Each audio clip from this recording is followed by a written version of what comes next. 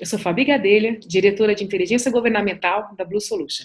Bem-vindos a mais uma edição do Diálogos Blue.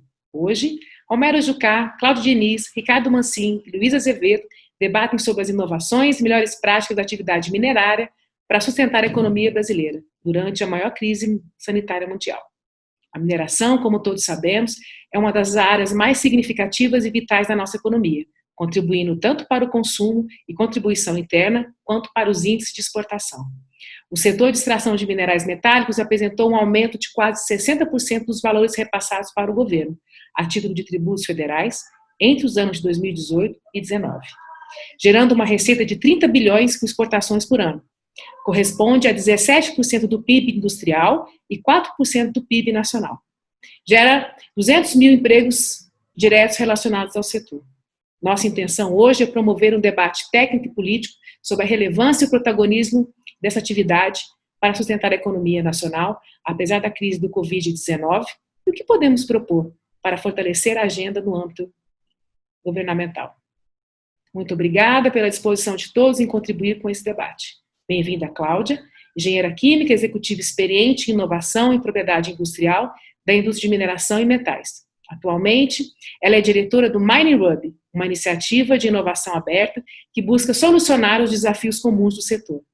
É também diretora do movimento internacional Women in Mind, WIM Brasil, que atua para promover o avanço da participação das mulheres na indústria da mineração, em especial em lugares de liderança. Bem-vindo, Rinaldo, diretor de Relações Institucionais do Instituto Brasileiro de Mineração, o IBRAM, a principal entidade do setor. Mestre em Desenvolvimento Sustentável pela UNB e atua há mais de 25 anos no setor de meio ambiente e sustentabilidade. Bem-vindo, Luiz, geólogo e advogado atuante há mais de 35 anos no setor mineral, é fundador e presidente da Associação Brasileira de Pesquisa Mineral, vice-presidente do COMIN, da CNI e sócio-fundador da consultoria FFE Legal. Romero Jucá, economista, nosso anfitrião e consultor em política e economia da Blue Solution. O nosso debate ele será composto da seguinte forma. Cada debatedor e debatedora poderá falar por até 7 minutos para apresentar suas considerações iniciais.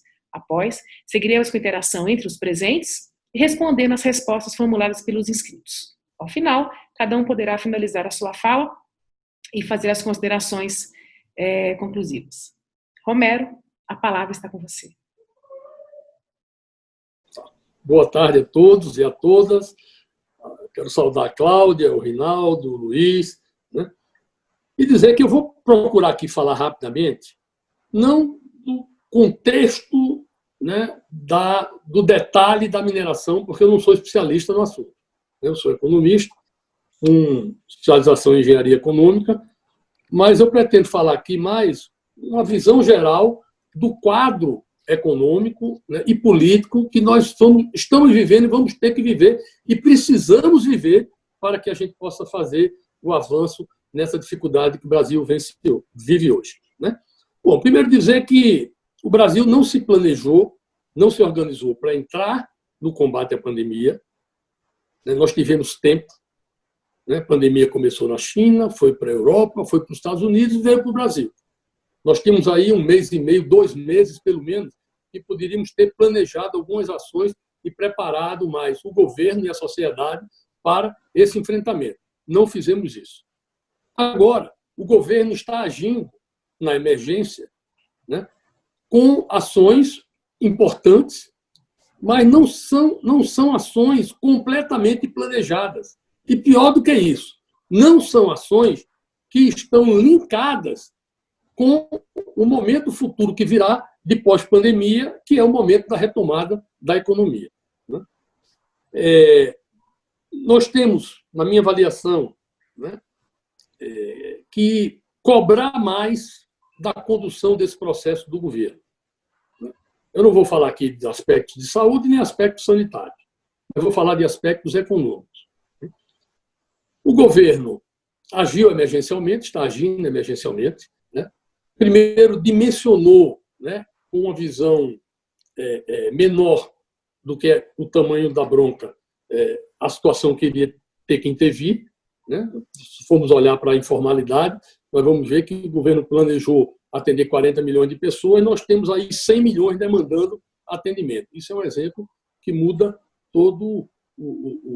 toda a visão da necessidade econômica e financeira do momento. Sem falar que planejou 3 meses de auxílio e terá que entrar por outros meses seguidos, porque não dá para cortar, né, no próximo mês a ajuda para essas famílias que não têm o que comer. Então, o governo está, na minha avaliação, atuando, mas eu entendo que ele deveria ter um plano mais ambicioso, mais estratégico, mais pleno em várias linhas, né? Eu gosto até pegando o gancho do general chefe da Casa Civil, que tentou fazer o Plano Brasil, que era um plano que eles chamavam do Plano Marshall brasileiro, né? É um plano, basicamente, de investimento. Eu diria que, mesmo um Plano Marshall ou um Plano Brasil, para nós, seria aquém das necessidades. Nós precisamos ter algo a mais. Nós precisamos ter algo parecido, claro, mais moderno, com mais abrangência.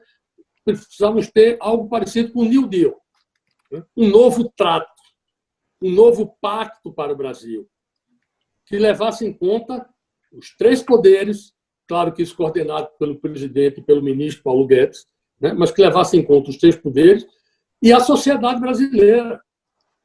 Nós não estamos prontos dentro do aparato público, legal, regulatório, nós não estamos prontos, isso inclui a mineração, para a retomada do que precisaríamos fazer agora na pós-pandemia. Então, eu defendo um plano muito mais moderno, muito mais abrangente, né, que crie um pacto. E aí sim, é possível aprovar, e a sociedade está sequiosa para ter um caminho, é possível aprovar um pacto, um programa, né, maior, com essa magnitude, se nós tivermos a condição de conduzir um debate aberto. Conduzir um debate aberto. O ministro Paulo Guedes, ele tem todas as condições técnicas, né, claro, respaldado pelo presidente Jair Bolsonaro, de implementar esse debate no Brasil. Não adianta a gente discutir só crédito, não adianta discutir só um auxílio, não adianta discutir não só uma bolsa. É muito mais do que isso. É muito mais do que isso, né? Nós temos que discutir novas regras, novas legislações, novas mudanças estruturais, mais abrangentes. Existem alguns projetos individuais lá no Congresso de reformas estruturais. Elas, pontualmente, não serão vencedoras, mas se elas estiverem incluídas nesse novo trato, né, nesse novo pacto, e essas reformas demonstrarem caminhos necessários para resgatar a qualidade de vida, a condição da sociedade brasileira, esse pacto seria muito mais bem visto, não só pelo Congresso, mas pela sociedade também. Eu acho que todas as forças do país têm que ser chamadas para debater e construir essa solução.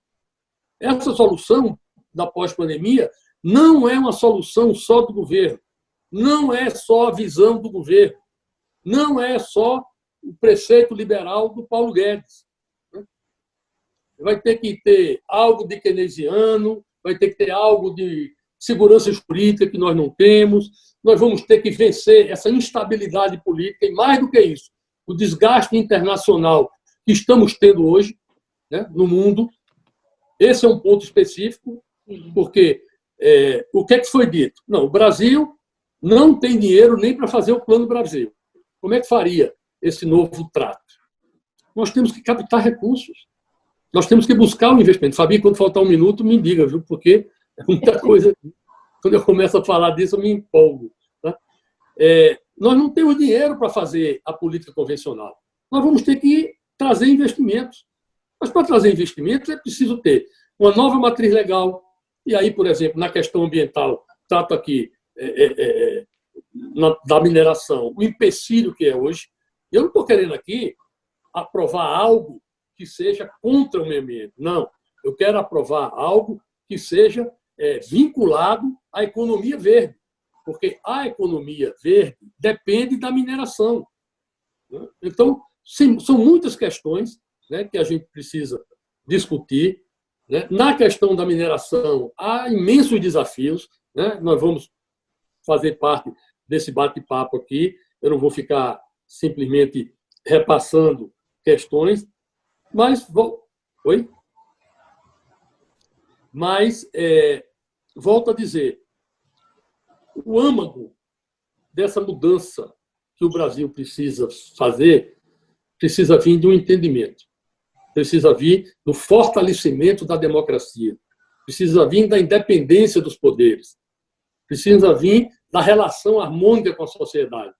E aí, esse novo trato pode ter também o condão de dar uma trégua nessa divisão do Brasil. Essa guerra que a gente vive todo dia. Como é que você vai recompor a economia num quadro desse, fragilizado? Então, volto a dizer, vamos ter que construir uma nova receita, uma nova construção. Na economia, tem uma história que diz que em queda de avião não tem ateu. Todo mundo se pega com Deus. No momento de gravidade dessa, não tem quem não seja um pouco keynesiano. O segredo é aí aonde e como o governo vai gastar, como o governo vai induzir o processo de investimento, como o governo vai multiplicar o processo de investimento. E aí, volto a dizer, não vejo nos gastos de hoje esse desdobramento e essa preocupação de engatilhar com os investimentos de amanhã. Não vejo. Ao contrário, o crédito está escasso, apesar do governo ter disponibilizado. O sistema bancário brasileiro não tem expertise em correr risco. O sistema bancário brasileiro tem duas expertises: ganhar dinheiro e ser conservador. Então, não corre risco, o dinheiro não irriga quem precisa irrigar.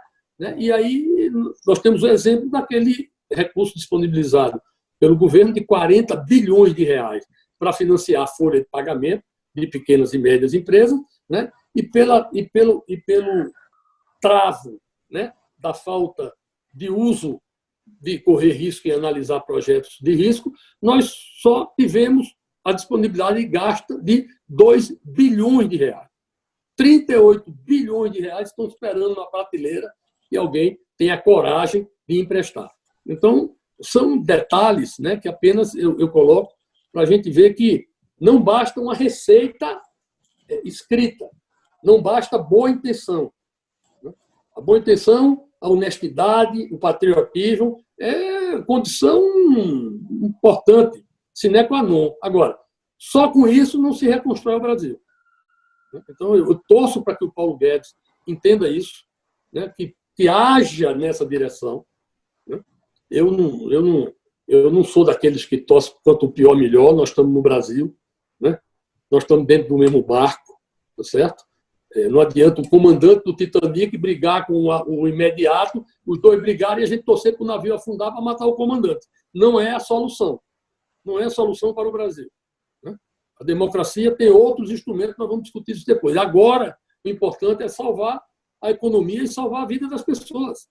Nós estamos trabalhando na emergência, mas precisamos construir, daqui a um pouquinho, a estabilidade do processo de retomada da economia do Brasil. A mineração é fundamental, a mineração é quase 5% do PIB, 17% da indústria de transformação. Como eu disse, é muito importante para o Brasil, inclusive, dar lições de compromissos ambientais. Agora, tem que se ajustar, porque o risco que o Brasil oferece é muito maior do que o risco de outros países. Foi dito por um dos especialistas na conversa de ontem, a Austrália e o Canadá demoram 1 ano e meio para que o processo comece a render. São 1 ano e meio de gastos mantendo a evolução para ter o processo. No Brasil é 5 anos, pelo menos. Porque no licenciamento ambiental do Brasil nós temos uma licença de instalação, nós temos uma licença de funcionamento, de obra, e nós temos uma licença de operação. Essas licenças não falam uma com a outra. Você tem uma licença de instalação, que depois não tem a licença de construção, você faz a construção de uma linha, não vou falar nem de mineração, de uma linha de transmissão, e depois não sai a licença de operação da linha, então fica aquela linha lá no meio da floresta. Então, tudo isso precisa se ajustar. Individualmente, nós não faremos esse ajuste. Nós temos que fazer esse ajuste, encerro dizendo, nós precisamos de um novo trato, um novo pacto no Brasil, uma condição de mobilizarmos todas as forças sociais e econômicas do país para que a gente possa dar a volta por cima desse drama, que é um drama mundial. Mas existem países já saindo desse processo com condições razoáveis. Vamos aprender com a lição deles e vamos construir o modelo brasileiro. Desculpa aí eu ter me estendido, mas ainda tem muita coisa para falar, não dá tempo. Obrigado. Temos tempo. Obrigada, Romero. Cláudia, por favor, fale um pouco aí da sua experiência no MineHub e o movimento de mulheres na mineração. Fabi, muito obrigada pelo convite, é um prazer e uma oportunidade grande estar aqui na presença de vocês. Obrigada, senador Romero, Rinaldo, Luiz, muito obrigada, né, por estar juntos aqui com a gente, né. Vou falar um pouquinho para vocês sobre o MineHub. O MineHub é o primeiro hub de inovação aberta do setor de mineração no mundo. A gente nasceu tem 1 ano e meio e a gente foi uma iniciativa, né, das mineradoras brasileiras com o objetivo de trabalhar desafios que são comuns ao setor, né? É um trabalho colaborativo e esse trabalho é desenvolvido em conjunto com mineradoras e fornecedores do setor de mineração, né? A nossa proposta de valor é transformar o setor através da inovação aberta. E quando a gente fala em inovação aberta, a gente não está falando apenas de tecnologia nas áreas operacionais, mas a gente está falando também de trazer transformação, trazer novas tecnologias para as áreas de suporte, né? O que eu chamo de área de suporte são as áreas de RH, de jurídico, de financeiro, que toda empresa tem e que também precisa ser renovada e passar pelo processo de inovação, para que a empresa inteira passe por esse processo, né? Só assim que a gente muda a cultura do setor e também a reputação do setor, trabalhando num ambiente colaborativo, receptivo e não competitivo, né? Porque às vezes muita gente pergunta como que a gente consegue reunir tantas empresas que são competidoras entre si no mesmo lugar, com o mesmo objetivo, com o mesmo foco e um objetivo comum de resolver os desafios do setor, né? Desafios esses nas áreas, né, mais polêmicas que o setor enfrenta, os principais desafios, que são as áreas de gestão de águas, gestão de resíduos e rejeitos, fontes alternativas de energia, desenvolvimento social, eficiência operacional e também saúde e segurança ocupacional e operacional. Esses temas são bem amplos, mas a cada ciclo que a gente trabalha, a gente desenvolve uma série de desafios em torno desses temas, né? Então, qual que é a lógica que o MineHub opera, né? Você fala assim, mas você trabalha num ambiente colaborativo para desenvolver desafios comuns, como que a gente faz isso, né? Hoje a gente tem mais de 45 empresas que são associadas ao MineHub e a gente trabalha de uma forma colaborativa junto com as startups, né? Quando a gente começou a pensar na criação do MineHub e trabalhar para isso, a gente criou uma visão, a gente buscou, na verdade, um novo olhar para os nossos desafios internos, para os nossos desafios comuns ao setor, né? Então, a ideia foi, vamos trabalhar com as startups, né, para que elas tragam um novo olhar. Startups, pessoas que não entendam muito do setor de mineração e que tenham um olhar novo, que tenham uma nova forma de enxergar e trazer a solução para os problemas, para os desafios principais do setor, né? Desafios que vão beneficiar não só as empresas como um todo, mas também a sociedade, né? Aonde as empresas estão instaladas, né? O Brasil como um todo.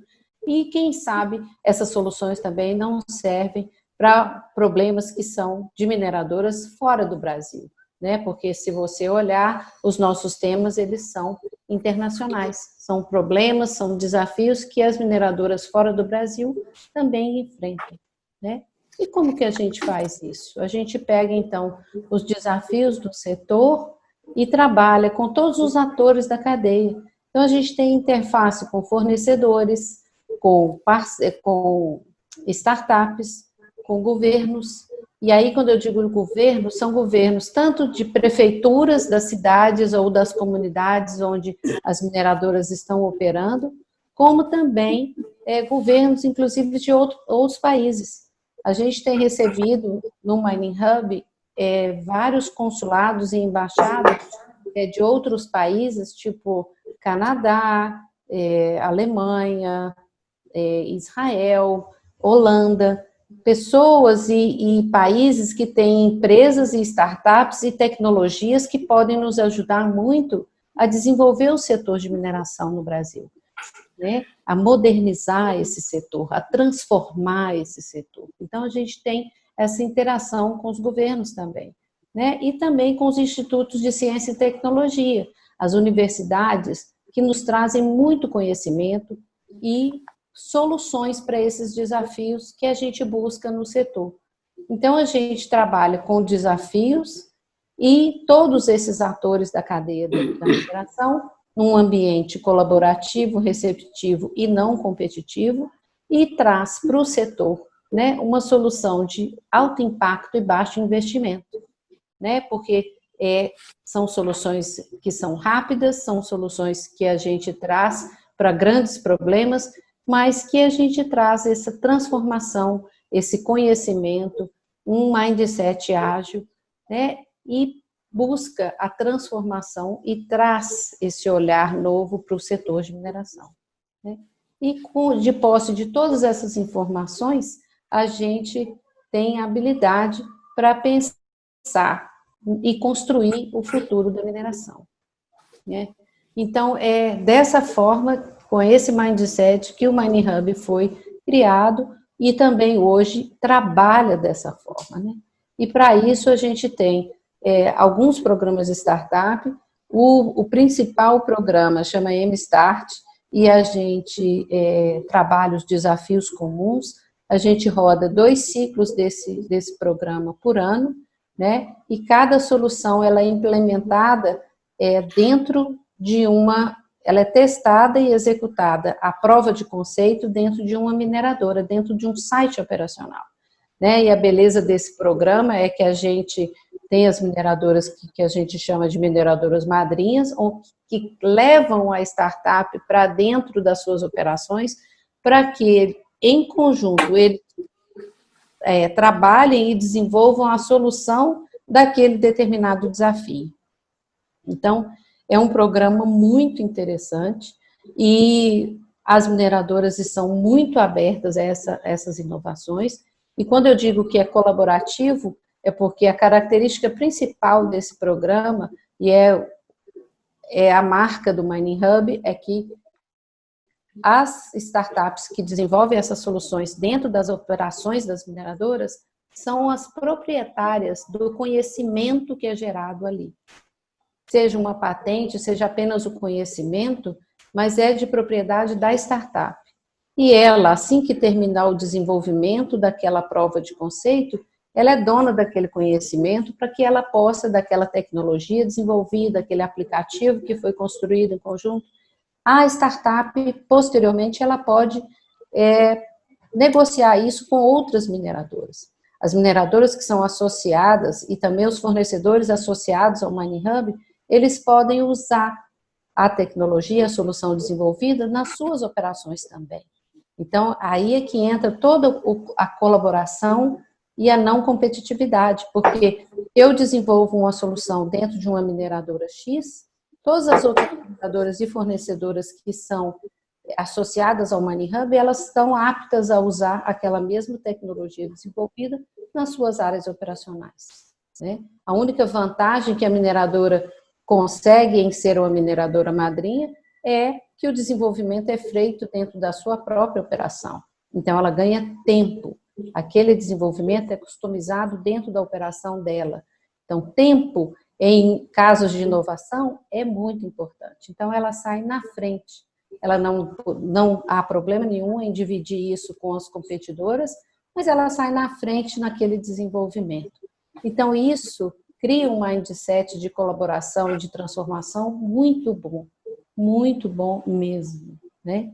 Mas o Mining Hub não é só tecnologia, não é só toda essa parte de desenvolvimento operacional, de tecnologias operacionais. A gente também pensa nas pessoas, a gente também trabalha na sociedade. Em 2019, a gente, no nosso primeiro ano de operação, com certeza, a gente desenvolveu alguns pontos na área social, né? E foi o que a Fabi citou no início, a gente trouxe para o Brasil o movimento Women in Mining. Esse movimento nasceu no Reino Unido, em 2006, e ele existe hoje na maioria dos países que têm mineração. Tipo Peru, México, Canadá, Austrália, todos eles já têm esse movimento Women in Mining. E em dezembro de 2019, a gente lançou e deu posse à primeira diretoria desse movimento. Eu faço parte desde o início da criação, sou cofundadora desse movimento, e trazer ele para o Brasil foi maravilhoso, porque a gente hoje olha o desenvolvimento da diversidade e inclusão dentro das mineradoras, né? Hoje a gente tem um índice muito baixo de mulheres dentro das mineradoras brasileiras. Só para vocês terem uma ideia, é uma média de 13% da força de trabalho das mineradoras são mulheres, né? E quando você pensa em termos de liderança, esse número cai mais ainda, né? Então, assim, a gente tem um trabalho grande para fazer, né? E a gente tem aí um universo para explorar que chama diversidade e inclusão, né? Então, a gente tem trabalhado com isso dentro do Mining Hub também, não só com esse movimento de mulheres, mas também olhando as outras áreas que precisam de inclusão, né? Também como PCDs, que são as pessoas com deficiência também. E a gente teve um workshop muito interessante sobre a empregabilidade das pessoas trans no Brasil. Foi um acordo, um trabalho conjunto com o Fórum Econômico Mundial, que tem um grupo de jovens aqui em Belo Horizonte, e eles desenvolveram, na verdade, eles ganharam um prêmio para desenvolver esse trabalho de empregabilidade trans no Brasil, e a gente trouxe isso para discutir com as áreas de recursos humanos das mineradoras. E eu posso dizer para vocês que teve uma repercussão maravilhosa. Eu acho que estamos todos nesse momento abertos à discussão, à inovação, a estar trabalhando, inclusive agora, depois da pandemia, ou durante esse período da pandemia, com o novo normal, né? Onde diversidade e inclusão é um ponto muito forte, mas também toda essa parte do desenvolvimento tecnológico, a abertura das empresas para o home office, para o teletrabalho. Então, assim, eu acho que existe um momento bom, né, de inovação e de colaboração e conexão entre as pessoas e entre as mineradoras também. É isso, eu estou super às ordens para perguntas, para receber vocês no Mining Hub aqui em Belo Horizonte, nem que seja virtualmente, né, mas assim que a gente puder voltar, eu convido todos a estar nos visitando. Por favor, dá uma olhadinha no nosso site também, né, www.mininghub.com.br. Tá? Mais uma vez, muito obrigada, Fabi, foi um prazer, e é um prazer para mim estar aqui falando um pouquinho sobre inovação e Mining Hub. Obrigada, Cláudia, muito rica a sua explanação, né, que todos possamos conhecer um pouco desses dois movimentos. Bom, agora vamos falar com o Rinaldo. Rinaldo, conta pra gente os principais desafios do setor para promover a sustentabilidade. Boa tarde, Fabi, Romero, muito obrigado pelo convite, Luiz Maurício, Cláudio, um prazer estar aqui com vocês, né? Olha, Fabi, eu acho que a primeira mensagem que a gente tem que passar, né, é o lamento profundo aí do setor mineral, com dois episódios envolvendo rompimento de barragens, né? A gente teve em 2015 e 2019, e tudo isso transformou a mineração, perdemos vidas, grande impacto econômico, grande impacto social. Então, o setor mineral brasileiro lamenta profundamente tudo isso, todas as consequências aí que foram geradas em função dessas duas rupturas, né? Eu acho que muitas lições aí estão sendo aprendidas aí com Mariana e Brumadinho, né? Do ponto de vista até do regulatório, do ponto de vista de boas práticas, né? Chama atenção para o fato aí da movimentação no regulatório, tanto de Minas Gerais como no plano federal, pela Agência Nacional de Mineração, e até mais recente, aí um projeto de lei que tramita na Câmara, o PL 550, fica bem claro aí o banimento daquela tecnologia chamada de alteamento a montante, que era a tecnologia que estava por detrás daquelas duas barragens, né? Mais do que não permitir aí a construção de novas tecnologias com novas barragens com essa tecnologia, né? Também está embutido aí na legislação o que nós chamamos de descomissionamento ou descaracterização dessas estruturas, né? Em termos práticos aí, vão ter que passar por processos de reforço, reforço estrutural, garantir, aumentar, ampliar a segurança dessas instalações, né? O que nós vivemos aqui no Brasil com essas duas rupturas mudou o mundo de barragens, né? O IBAN é parte do Conselho Internacional de Mineração e Metais, na sigla em inglês a ICMM, né? E está se discutindo lá desde o ano passado um novo padrão global de segurança de barragens. Até uma discussão motivada por investidores, grupos de investidores estrangeiros começaram a questionar a segurança das operações do setor mineral e está sendo construído aí um novo padrão internacional, né? O Brasil tem legislação suficiente para isso, o Brasil tem política nacional, ações que estão regulamentadas pela Agência Nacional de Mineração, mas se fala aí da adoção de um novo padrão internacional, né? O IBAN veio a público a partir de agosto do ano passado, né? Mobilizamos todo o setor mineral e construímos juntos aí, nós, setor mineral, o que nós chamamos aí de uma carta compromisso do IBAN junto à sociedade, né? Escolhemos aí 12 temas estratégicos que o setor se compromete junto à sociedade a aumentar a sua performance, né? São vários temas: gestão de rejeitos é um, barragem de rejeitos é outro, uso de água, saúde, segurança do trabalho, né?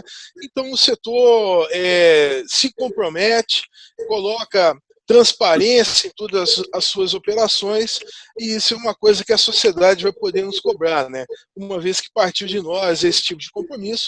Lógico, o objetivo de tudo isso é melhorar a performance e colocar o setor num outro patamar aí de desempenho, né?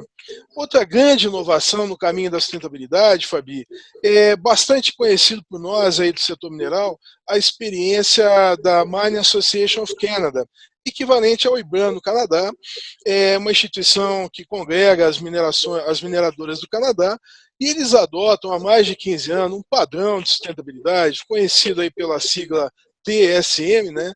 Towards for Sustainable Mining. Em português a gente está usando uma mineração sustentável.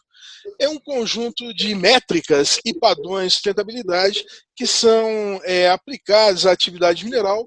Por detrás disso, um controle social muito grande, há grupos externos de avaliação totalmente independente que fazem a métrica, a avaliação e a apuração de tudo isso. É um programa extremamente conceituado, já é adotado por 9 países e o IBAN firmou ano passado um acordo com os canadenses.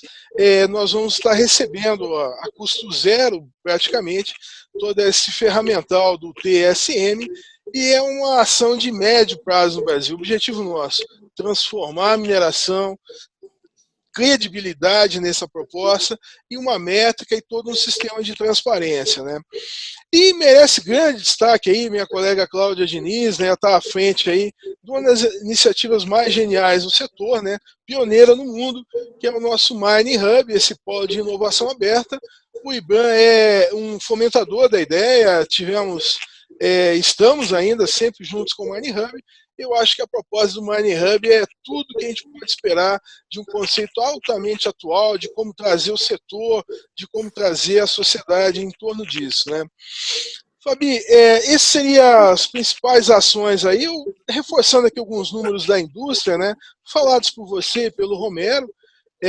4,2% do PIB brasileiro é a mineração. O IBAN hoje aí tem 181 associados, né? A produção mineral brasileira na casa de 38 bilhões de dólares. Os associados do IBAN representam aproximadamente 85% dessa produção mineral, né? Empregos diretos aí na casa de 220 mil empregos diretos, mais de 2 milhões de empregos indiretos estão abarcados aí pelo setor mineral, né? E muito importante aí, né, a balança comercial brasileira, né, tem seu saldo garantido positivamente há muitos anos pela conta mineração, né? 2019, mineração representou 52% do saldo positivo da balança de pagamentos, né? Importante, né? O ingresso de divisas permitem, né, alimentar as reservas cambiais brasileiras do Banco Central, aí na casa de 350 bilhões de dólares, né? As reservas cambiais brasileiras no Banco Central permite o Brasil ser uma democracia, gerar toda a macroeconomia, né?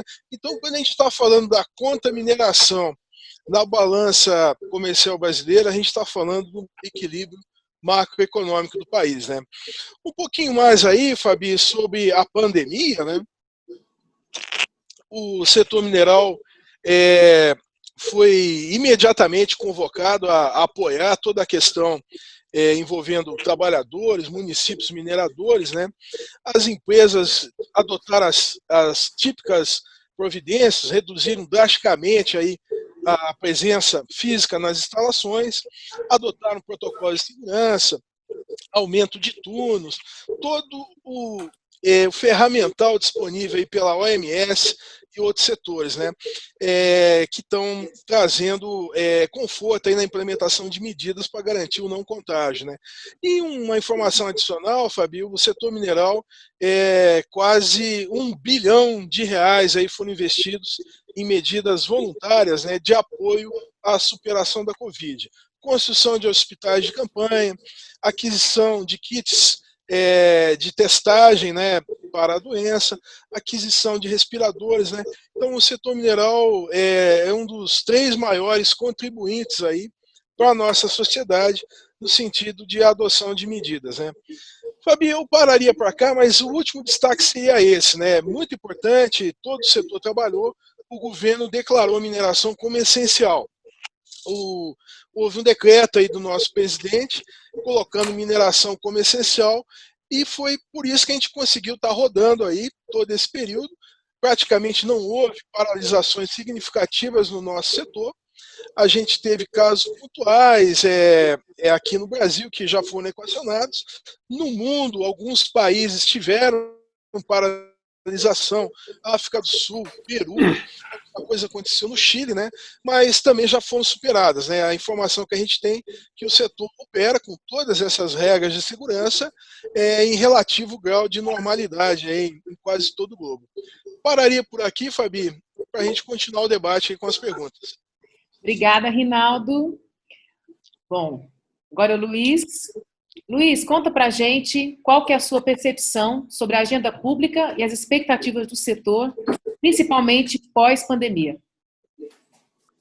Fabi, muito obrigado pela oportunidade de estar aqui debatendo com a Blue, com personalidades tão importantes do setor. Cláudia, no Mining Hub, extremamente importante para o futuro da mineração, para a mineração que nós queremos.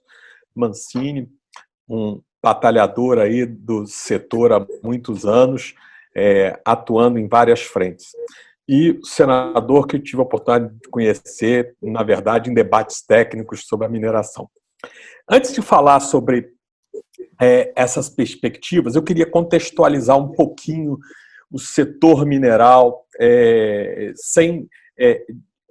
sem fazer contraponto, mas colocar como é que o setor mineral se insere e por que, na verdade, nós temos que acreditar nesse setor para ser uma das expectativas e talvez os maiores ganhos que possam ser experimentados pela sociedade brasileira, para diminuir esse hiato social, essa redução dessa vala social que existe na sociedade brasileira no curto prazo.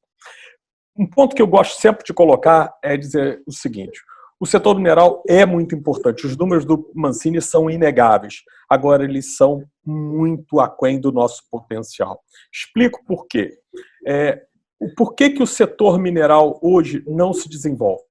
Nós temos, principalmente, uma pauta de produtos minerais muito reduzida. O Brasil é praticamente produtor de 5 commodities, né, com a nossa vastidão. Se comparado com outros países minerais, nós estamos muito atrás. O Brasil com 5, Canadá talvez seja o maior produtor de pelo menos 7 a 8 commodities como primeiro produtor e chegando a quase 14 entre os 5 maiores produtores.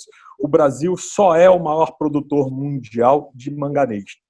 O restante nós estamos em posições abaixo, terceiro produtor mundial de ferro, né? E com isso tudo nós conseguimos, na verdade, oferir todas essas vantagens, na verdade, em termos de balança comercial, empregabilidade, geração de renda. Outra coisa também, temos que sempre lembrar, 70% da pauta da mineração, que responde por tudo aquilo que o Mancini colocou para a gente, está baseado praticamente em uma commodity só. Então, imagina se nós pudéssemos, na verdade, estender para todas as demais commodities. Eu não diria que a gente vai ter todas, mas a gente tem potencial para pelo menos ter uma dezena delas. Como esse setor seria importante para o Brasil? Como é que isso poderia estar contribuindo para o Brasil? Um outro aspecto muito importante, as pessoas colocam sempre assim, o agro é muito importante para o Brasil, e não tem dúvida nisso, mas a sociedade brasileira não ofere ao setor mineral a mesma importância da indústria, do agro e do setor de serviço. Por que isso? Porque não existe uma democratização no acesso ao setor mineral. Vou dar um exemplo para vocês. O Canadá tem mais ou menos 2.500 empresas de mineração de capital aberto. Isso significa o quê? 2.500 CEOs, 2.500 diretores jurídicos, diretores de sustentabilidade, investidores, contadores, uma série de coisas que vem por trás disso. A Austrália tem mais ou menos 700. O Brasil tem, o Peru já tem 250 empresas abertas. O Brasil tem 5. E dessas 5, eu diria para você que 3 são siderúrgicas com mineração. Então, o que nós estamos atrás nisso? E qual o reflexo disso? Na verdade, o reflexo disso é aquele ato da sociedade e do setor mineral. Na medida que a sociedade só se apercebe do valor do setor mineral de forma indireta, quando, na verdade, existem impactos ao redor da mina, o resto da sociedade brasileira não oferece esse lucro. Então, uma das coisas que a gente tem colocado de forma muito enfática é que nós precisamos dividir isso aqui. Eu não estou dizendo, como querem alguns, da gente fazer, na verdade, um pacto social da mineração.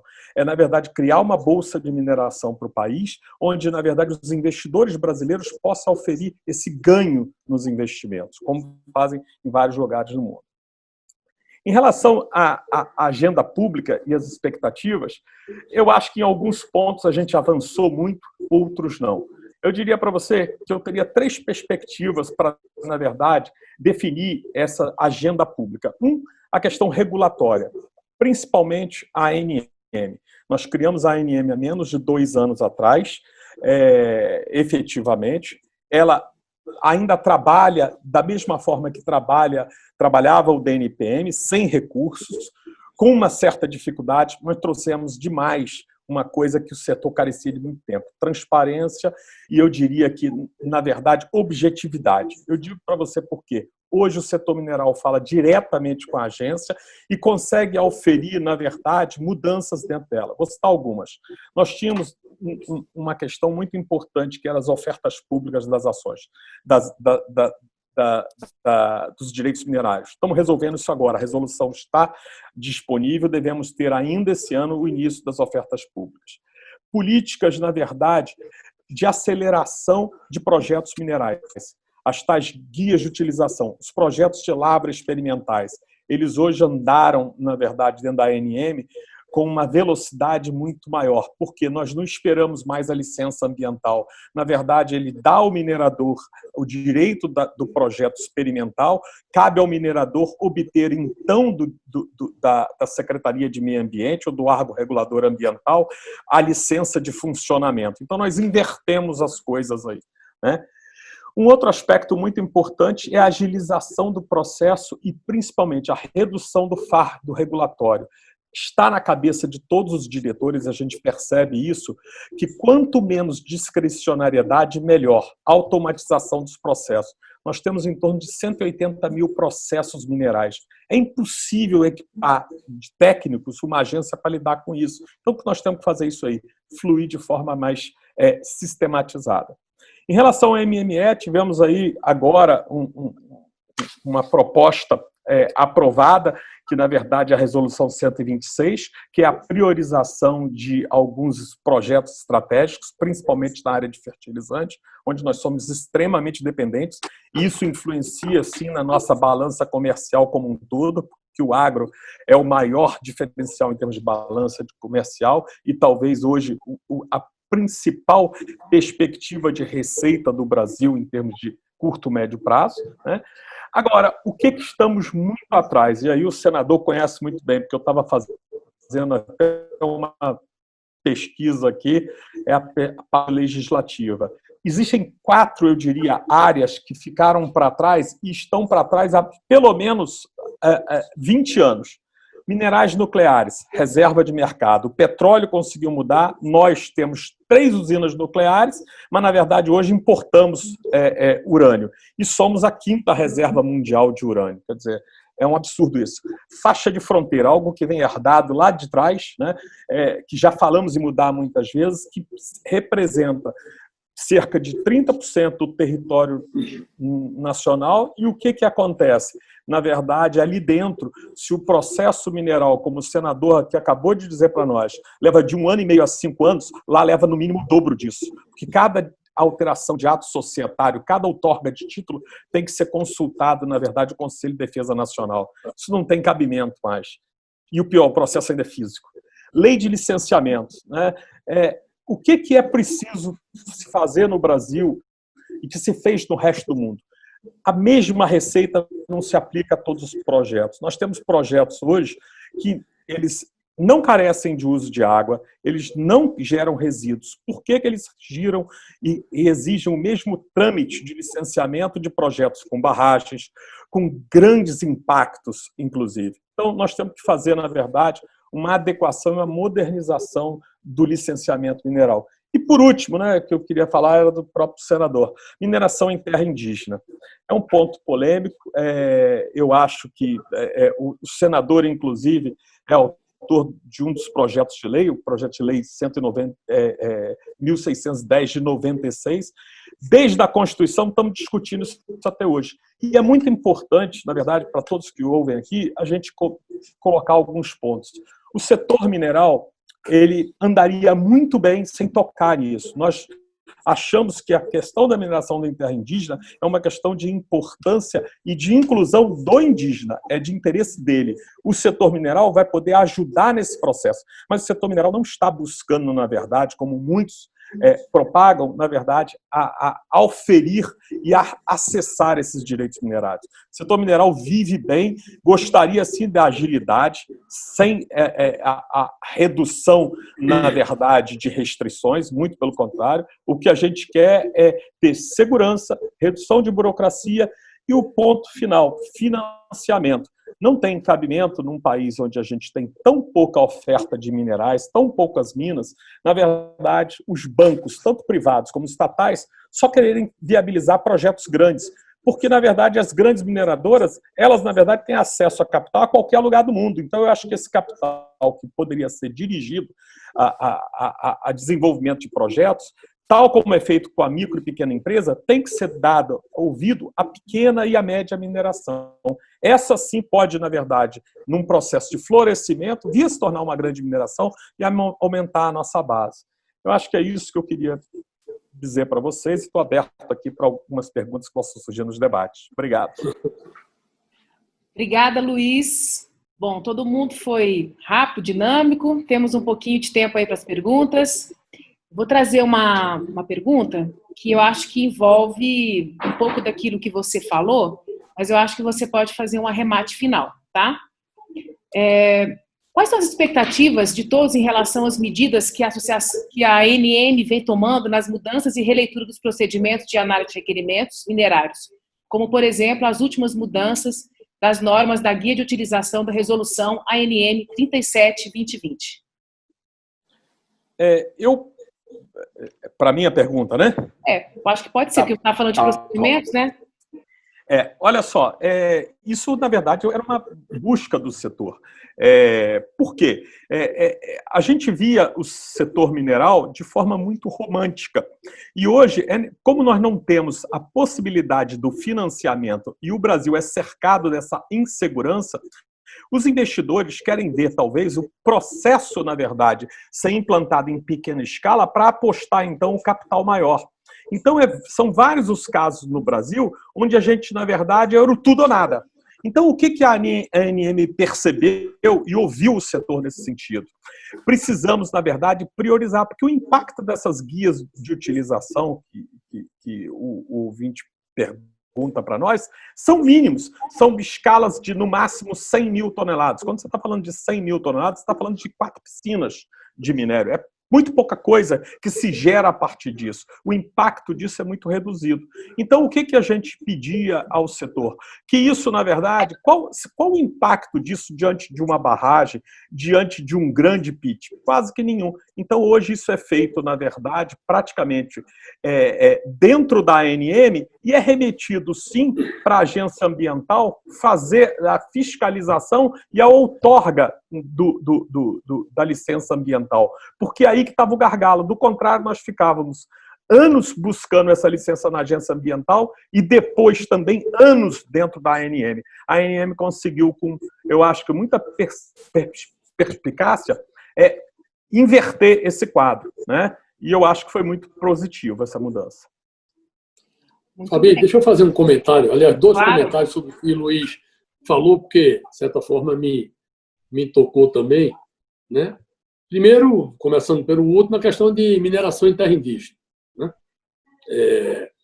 Os índios brasileiros, eles têm um direito maior do que o brasileiro comum, porque eles têm o usufruto do subsolo, coisa que nós não temos, né? A terra indígena é uma terra da União, mas os índios podem ter usufruto do subsolo. Esse projeto de mineração em terra indígena, Luiz, foi aprovado por unanimidade no Senado. E a Marina Silva era senadora nessa época. Nós aprovamos por unanimidade em 1996. Até hoje está na Câmara, está pronto para votar e não se vota esse projeto. Esse é um projeto, como você falou, que é assunto de briga das mineradoras? Não. Esse é um projeto importante para os indígenas e para os locais, municípios e estados onde esses indígenas moram. Porque isso vai fomentar, né? Eu conheci a experiência da Austrália, né? Você sabe de qual, em áreas indígenas tem mineração e quem aluga os carros para a mineradora são os indígenas, quem aluga o avião são os indígenas, quem fornece a alimentação são os indígenas, e por aí vai. Então, isso é uma cadeia de negócio que preserva o meio ambiente, porque na hora que tem uma renda mais estruturada, você, na Amazônia, em qualquer lugar do mundo, você degrada menos o meio ambiente. Agora, é uma discussão que, infelizmente, ela não foi levada a cabo pelo governo, e quando é encarada pelo governo, é encaminhada de forma equivocada. O discurso é errado, né? Que parece que é um discurso contra os indígenas, contra o meio ambiente. Não precisa ser nada disso, né? Então, essa é uma questão, né? E aí, falando de Congresso, você falou também, com o passivo ambiental histórico, mais as dificuldades dos dois desastres que nós tivemos, né? O que a gente viu foi que houve um recuo, no primeiro momento, das empresas do setor de mineração, né? O Congresso aprovou projetos rapidamente. Existem ainda projetos que precisam ser cuidados, porque existem projetos que tiram o equilíbrio, né, e tiram a atratividade da mineração, né? Tem projeto lá que aumenta para 50% a taxação de imposto na CSLL, por exemplo, né? Então, esse diálogo, eu sei que o setor minerário se abriu depois de todos esses momentos de dificuldade.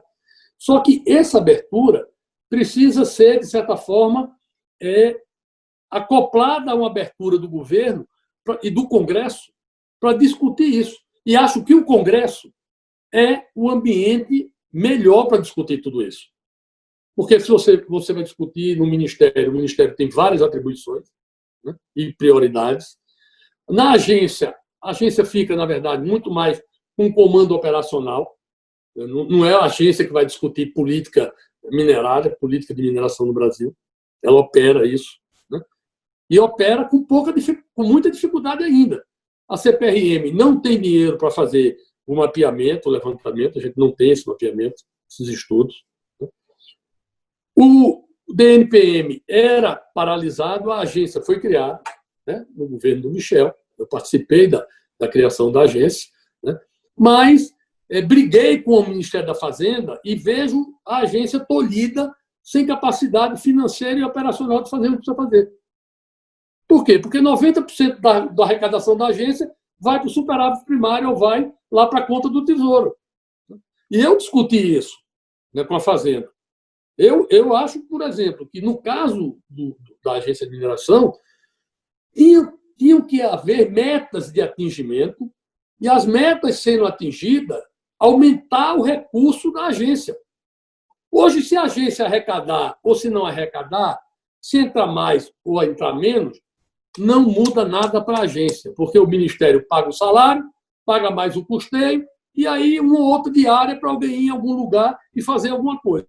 Então, você não tem uma digitalização massiva dos 180 mil processos, você não tem uma capacitação tecnológica, né? Além de tecnológica, você não tem, efetivamente, a irrigação de recursos que vão multiplicar riqueza no Brasil, né? E aí acho que o setor precisa levar essa discussão ao Congresso.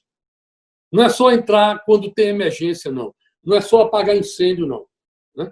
Eu digo a você, eu apaguei muito incêndio na minha vida de senador como líder de 4 governos. Né? E vi poucos setores, sem ser no incêndio, se organizarem para discutir estratégia para o futuro, para competitividade internacional, por exemplo. O setor minerário brasileiro não está discutindo aqui preço no Brasil, é preço internacional. Né? Então, nós precisamos ampliar esse debate no Congresso. É claro que o Congresso tem menos pessoas hoje que discutem isso, né? Mas nós temos que levantar essa bandeira no Congresso, né? Discutir isso e, volto a dizer o que eu falei no começo, num novo pacto, num novo trato do Brasil, né? É muito mais fácil, num novo trato, colocar todas essas questões do setor mineral e de outros setores do que ficar individualmente brigando, né, contra moinhos de vento, contra dificuldade, contra burocracia, contra falta de orçamento. Eu acho que o Brasil tinha que aproveitar essa pandemia, né, essa dificuldade, esse desastre mundial, né, e se reorganizar. Né? Porque no momento de dificuldade é também um momento de oportunidade na busca de soluções, e soluções terão que vir com mais modernidade, melhores legislações, né? Menos burocracia, menos controle do governo, ou seja, é um espaço aí que nós temos para modificar muito grande, e o setor mineral brasileiro precisa disso. Vocês uma parte? Pois não, vamos lá. É o Rinaldo aqui. Olha, Romero, acho que você tem toda a razão, essa aproximação com a classe política é muito importante. Tudo que a gente viu aí pós-Brumadinho foi bastante emocional, né? Uma tramitação de projetos bastante emocional, vimos aí ser aprovados várias propostas aí muito difíceis, né? Mas a gente também viu uma grande maturidade aí do Congresso, né? Quando começou a avançar os projetos, por exemplo, 550, né, que ele, na concepção original, precisava de alguns aperfeiçoamentos, a gente viu uma liderança muito forte aí do Rodrigo Maia, diversos deputados, Joaquim Passarinho, Júlio Delgado e outros tantos aí que conseguiram trazer esse discurso com um plano mais negocial. Né. Veja, Romero, eu acho que o Luiz Maurício foi bastante feliz, né, ao colocar temas aí que são estratégicos para a competitividade do setor mineral e que estão aí sendo discutidos há bastante tempo, né. Esse tema aí da faixa de fronteira, né, o Brasil tem 15 mil quilômetros de fronteiras secas, uma faixa de 150 quilômetros de largura é do tamanho da Europa, né. Veja, isso está no âmbito do Congresso, é um tema que pode ser levado, né. O tema licenciamento ambiental é um tema complexo, aí, tem uma proposta bastante avançada, mas o setor mineral tem características muito particulares, né? Também somos um setor onde ocorre a concessão pública, né? Energia elétrica e petróleo também são setores concedidos. A diferença básica, Romero, é que mineração tem um conceito que a gente chama de rigidez locacional. Eu não consigo deslocar a jazida, né? Então, como licenciar um projeto de mineração onde eu não tenho alternativa locacional e estou competindo aí com os recursos naturais? A gente advoga já há alguns anos, né, uma proposta que chamamos de sistema de licenciamento ambiental específico, uma forma de buscar a compatibilização da legislação ambiental, legislação minerária, né? Minerais nucleares, né? Olha, o mercado para isso é fantástico. O Brasil tem a quinta maior reserva do mundo. O petróleo, até alguns anos atrás, era um monopólio do Estado. O que a gente pede é a flexibilização do monopólio para minerais nucleares, somente para minerar. Nós queremos minerar e entregar, não estamos falando de enriquecer o ano, né? Sem dúvida, Romero, a caixa de ressonância correta, né, para todo esse debate de políticas públicas é o Congresso Nacional. Nós, setor mineral, nós, IBAMA, estamos abertos a essa discussão. Eu acho que oportunidades imensas para a sociedade brasileira vão ser criadas, né? Cenário de energia renovável, cenário de novas energias, novas fontes de energia. Nada disso é possível sem minérios, né? Um estudo recente aí do Banco Mundial, né? Como será o futuro da mineração num cenário de energias renováveis, né? A resposta é muito simples. Vamos precisar de mais minérios. Nós vamos precisar de mais minérios, né? Então, e essa é uma agenda, né? Energia renovável, energia verde, ela nos conecta até mesmo com os movimentos ambientalistas, né? É preciso acumuladores de energia, baterias, né, os carros, né, elétricos, né, sem minerar com eficiência e com respeito ao meio ambiente, nada disso vai acontecer, né? Então, Romero, eu acho que o caminho é esse, é o caminho do diálogo e o caminho de o Brasil se assumir como um país minerador. A gente não pode ter vergonha de ser um país minerador. Claro. O Canadá é um país minerador e o canadense tem muito orgulho disso. Para nós aqui, além de todo o somatório das visões equivocadas do setor, desde a época dos livros escolares e tal, a verdade é que o brasileiro não conhece mineração, não se identifica como minerador, e o Brasil é essa potência mineral, mesmo com conhecimento geológico ainda pequeno do nosso território, né? Há oportunidades imensas. O Brasil pode se aproximar de países muito interessantes como a Austrália e Canadá em níveis de desenvolvimento a partir de uma indústria de recursos naturais não renováveis. Obrigado aí da parte, Romero. Não, eu acho que você tem razão. Eu acho que... E eu quero aqui fazer um registro, né? Eu falei que a maioria não procura depois na questão estratégica, mas a CNI, né, e a CNA fazem um trabalho muito árduo e permanente no Congresso Nacional. O CNI, de certa forma, trata também a questão de mineração, né? Tem uma agenda todos os anos que a gente discute bastante e essa agenda tem avançado. Agora, é o que você falou, nós não podemos ter vergonha de ser um país minerador. Nós não podemos ter vergonha de ter a prioridade que precisa ser dada na questão da mineração brasileira. E uma questão que você falou também muito séria é a questão da faixa de fronteira, e Luiz também, né?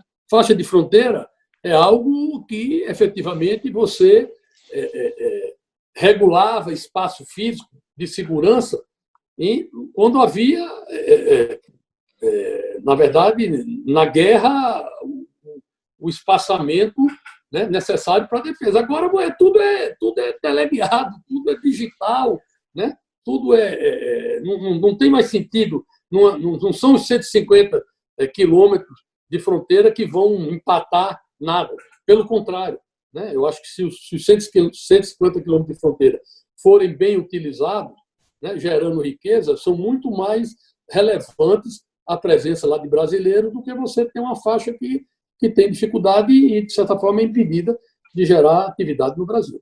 Muito melhor levar, internalizar o desenvolvimento nessa região, né, Romero? Exatamente. Com projetos sérios, projetos fiscalizados por entes de governo, né? Ocupar esse território com atividade produtiva, eu acho que é muito mais importante para o país do que um vazio, né?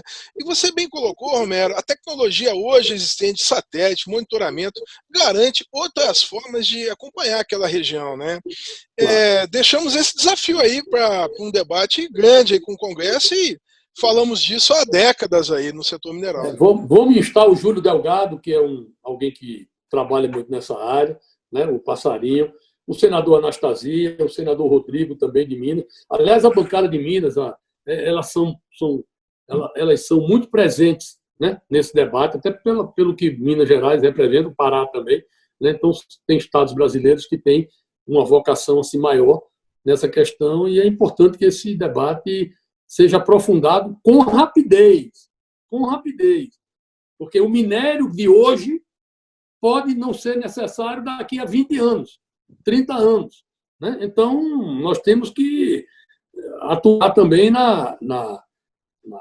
no relacionamento do custo-benefício da rentabilidade para exercer, né, a condição no momento em que aquele minério ele é importante e ele tem preço. Né? Daqui a pouco pode ser que ele não tenha. Muito bem. Cláudia, quero te trazer uma pergunta.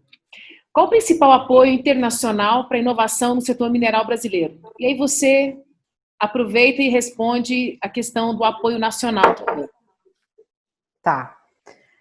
A questão do apoio internacional, a gente tem, né, posso falar pelo Mining Hub, a gente tem recebido várias empresas internacionais que querem ser investidoras das startups que a gente está trabalhando, e também a gente recebeu uma visita muito interessante, um pouco antes da pandemia, do Banco do Vale do Silício. Né? Então, nosso trabalho está chegando lá, graças a Deus, e eles também ficaram muito interessados em conhecer melhor as startups que estão sendo desenvolvidas dentro do Mining Hub, e o trabalho que a gente está fazendo lá. Então, assim, esse apoio internacional, ele está nascendo, né, agora.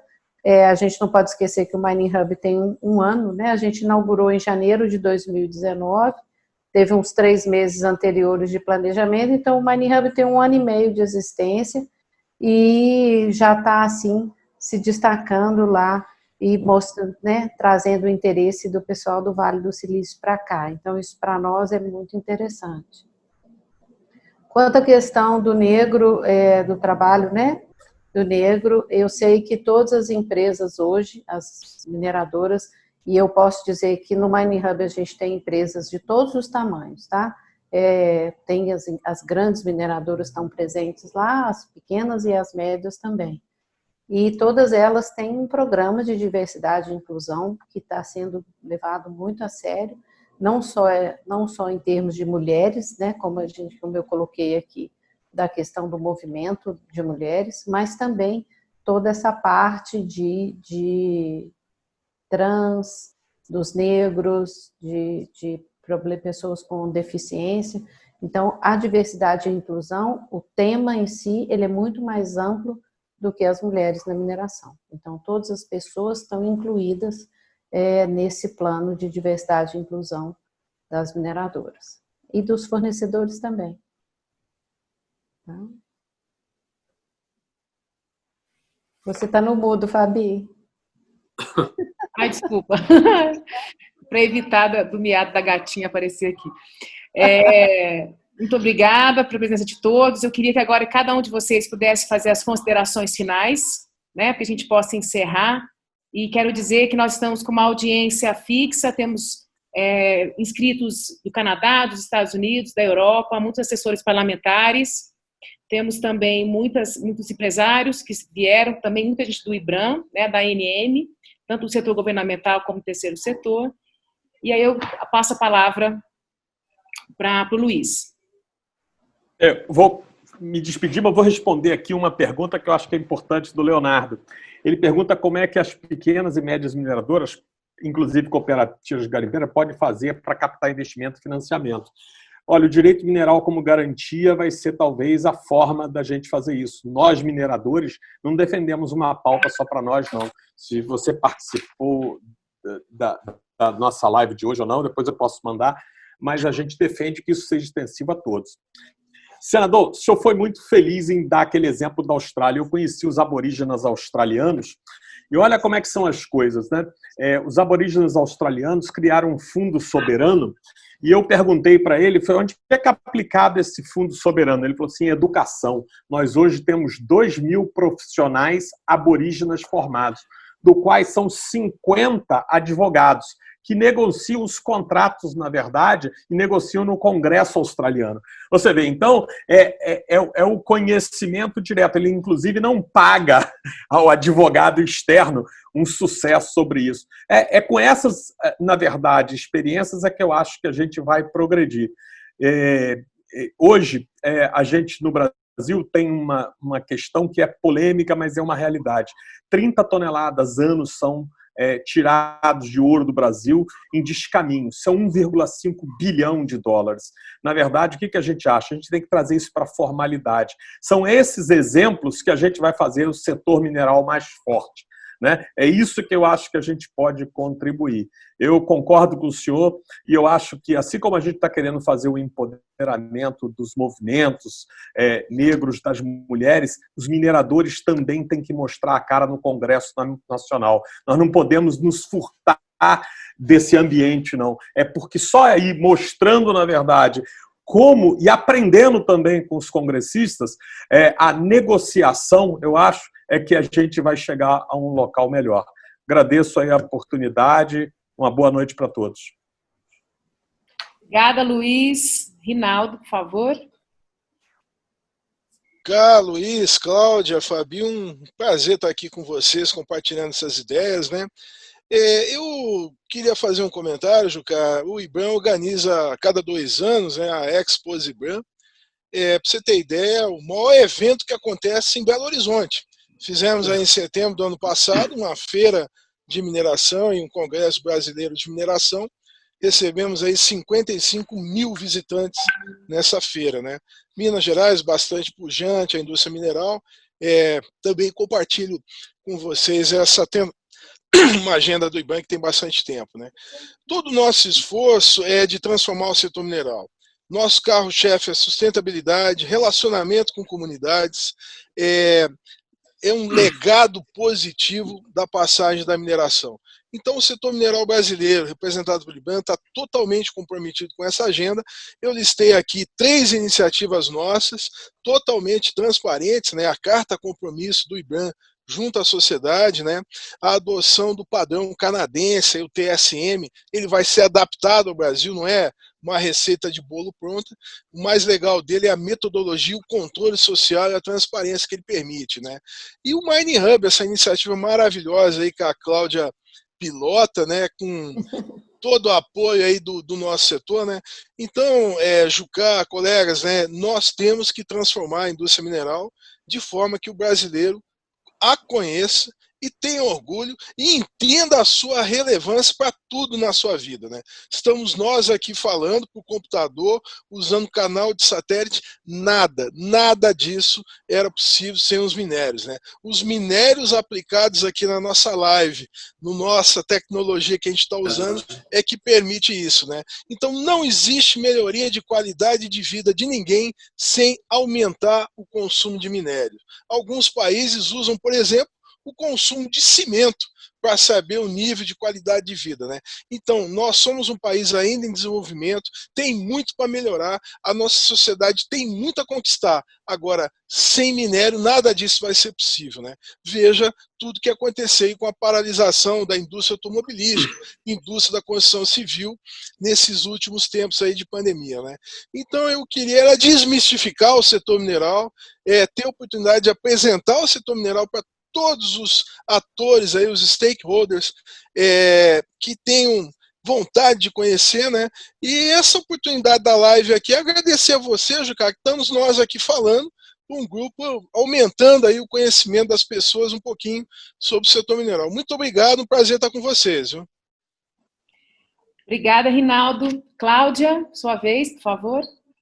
Pois é, eu faço minha boa parte das palavras aí do Rinaldo, né? Eu tenho que agradecer a vocês pela oportunidade de estar aqui falando sobre o Mining Hub, falando sobre o setor de mineração, falando sobre inovação, né? E como que o nosso setor está aberto a essa transformação tão importante nesse momento, né? Muito obrigada. Tenho que dizer também que o IBRAM é um parceiro desde o início, né? Assim, desse trabalho, de toda a parte da fundação do Mining Hub, e o IBRAM é um parceiraço, e nós, né, Mining Hub, estamos dentro da carta de compromisso do IBRAM com a sociedade, no que tange a parte de inovação, ao tema inovação. Eu recebi o pessoal, né, que está cuidando desse grupo de trabalho no Mining Hub, e nós, Mining Hub, seremos o centro de inovação das mineradoras. Então, estamos trabalhando junto com esse GT para que isso aconteça e que a gente promova as ações de inovação que estão lá nessa carta compromisso, né? Então, eu gostaria mais uma vez de agradecer e dizer também que começamos um trabalho junto com a CNI, né, para escrever, assim como foi escrito um manual, um book sobre o futuro da indústria automotiva. A gente começou um trabalho com o pessoal da CNI para discutir e escrever também o futuro da mineração, né? Já muito baseado no trabalho que a gente já vem desenvolvendo com os vários atores da cadeia, mas também com a experiência da CNI, do IBRAM, que também vai estar junto com a gente na escrita desse futuro. Mais uma vez, muito obrigada.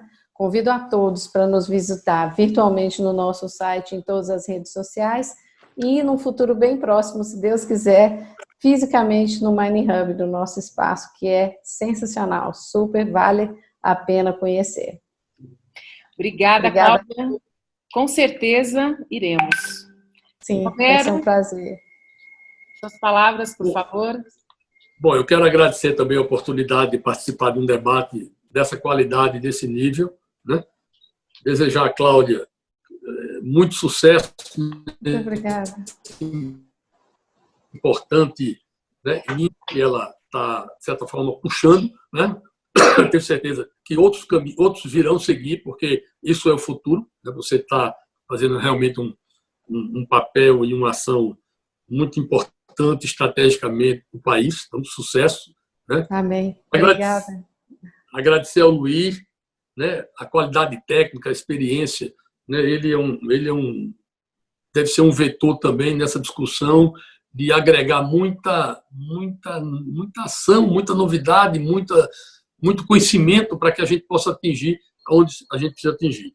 E o Rinaldo, agradecer ao IBRAM, né, e dizer que o IBRAM tem realmente que capitanear essa ação para que a população brasileira conheça mineração, conheça minerador, respeite minerador, né, os desdobramentos do resultado da mineração precisam chegar na cabeça das pessoas, né, as pessoas não têm essa informação. Quando se pensa em mineração no Brasil, se pensa em garimpo, se pensa em situações de ataque ao meio ambiente ou em desastre, como aconteceu na questão em Minas Gerais. Então, nós temos que repaginar esse processo todo, porque é muito importante para o Brasil e para os brasileiros isso.